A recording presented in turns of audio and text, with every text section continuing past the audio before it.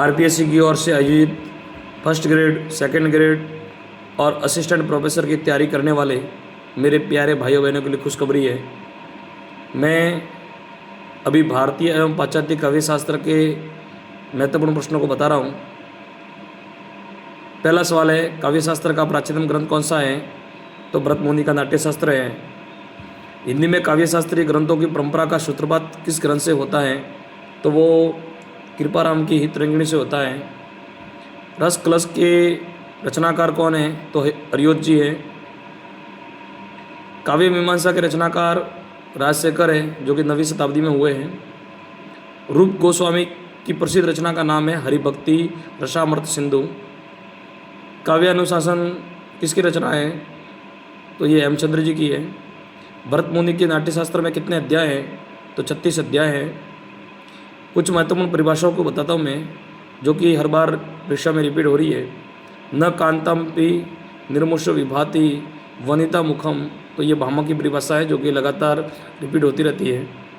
अगली है, कवियों का मार्ग निर्देशक ग्रंथ है। जिन्होंने कवियों का मार्ग निर्देशन किया है, तो उस रचना का नाम है काव्य मीमांसा, जो कि राजशेखर की है। साहित्य लहरी का जो वर्णन विषय है, तो वो नायिका भेद का वर्णन किया गया है। रस सिद्धांत के रचनाकार नगेंद्र जी हैं। अगली परिभाषा है, शरीर तावदिष्टार्थ व्यवचिन्नता पदावली, ये दंडी की परिभाषा है। तद दोषो शब्दार्थो सगुणान अलंकृति पुनः क्वापी, ये मोहम्मद की परिभाषा है। काव्य प्रबल भावों का सहज कुंचलन है, ये वर्ड्सवर्थ की परिभाषा है। काव्य को सुस्पष्ट संगीत किसने कहा है? तो ये ड्रॉयडन ने कहा है। सर्वोत्तम शब्दों का सर्वोत्तम कर्म ही कविता है, ऐसा मानने वाले हमारे कॉलरीज है।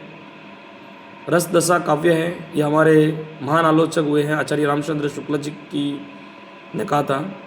प्रज्ञा नवोन्मेषशालिनी प्रतिभा मत, ये भट्टोत का कहना है। प्रतिभा को उत्पद्य अगर किसी ने माना है ये, तो वो रुद्र ने माना है। प्रतिभा रूपी बीज अंकुरित करने के लिए व्युत्पत्ति और अभ्यास मिट्टी और जल के समान है, तो ये कहने वाले जयदेव जी हैं। राजशेखर ने प्रतिभा के कितने भेद किए हैं? तो 2 भेद किए हैं। एक का नाम भाव्यत्री, दूसरे का नाम कार्यत्री है। प्रतिभा के अभाव में भी काव्य सर्जन हो सकता है, ये मानने वाला दंडी है। और समाधि को अवधान किसने कहा? तो ये वामन ने कहा है। 24वां सवाल है, कवित्व बीज प्रतिभान कवित्वस्य बीजम, तो ये परिभाषा दी है, वामन ने दी है। और 25वां और अंतिम सवाल है आज का, निपुणता शब्द का प्रयोग व्युत्पत्ति के लिए किसने कहा है? कि निपुणता शब्द का प्रयोग व्युत्पत्ति के लिए किया गया है, कि व्युत्पत्ति की जगह हम निपुणता शब्द भी मान सकते हैं, तो ऐसा हमारे मोहम्मद जी ने कहा है। तो आज के लिए इतने सवाल हैं, 25 प्रश्न हैं। आगे के लिए सवाल जानने के लिए हमारे जो चैनल है, यूट्यूब चैनल जगदीश प्रजापति, उस पर बने रहें।